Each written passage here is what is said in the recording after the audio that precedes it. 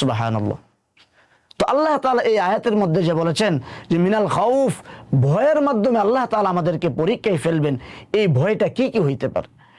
এই ভয় শত্রুর পক্ষ থেকে হইতে পারে, এই ভয় আপনজনের পক্ষ থেকে হইতে পারে, এই ভয় পিতা কর্তৃক সন্তানের, সন্তান কর্তৃক পিতার, মমতাময়ী মায়ের কর্তৃক মেয়ের এবং মেয়ে কর্তৃক মমতাময়ী মায়ের প্রতিও হইতে পারে, বন্ধু কর্তৃক বন্ধুর, সাগরেদ কর্তৃক বুজুর্গ ইত্যাদি হইতে পারে।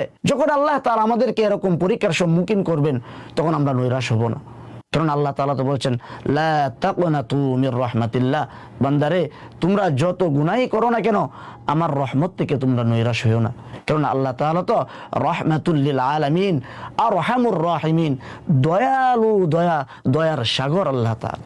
এরপর আল্লাহ তাআলা বলেছেন যে এই যে বিপদ আপদ যারা ধৈর্য ধারণ করবে, এই ধৈর্য ধারণ করার পরে আল্লাহ তাআলা তাদেরকে যে সুসংবাদ দিয়েছেন, কিসের সুসংবাদ দিয়েছেন? আম্মার ইবনে ইয়াসির রাদিয়াল্লাহু তাআলা আনহুকে যখন আবু জাহেল কর্তৃক মরুভূমির তপ্ত বালুর মাঝে যখন তাকে শাস্তি দিচ্ছিল, তখন রাসূলুল্লাহ সাল্লাল্লাহু আলাইহি সাল্লাম বললেন, হে আম্মারের পরিবার, তোমরা ধৈর্য ধারণ করো, কেননা তোমাদের ফলাফল হচ্ছে জান্নাত।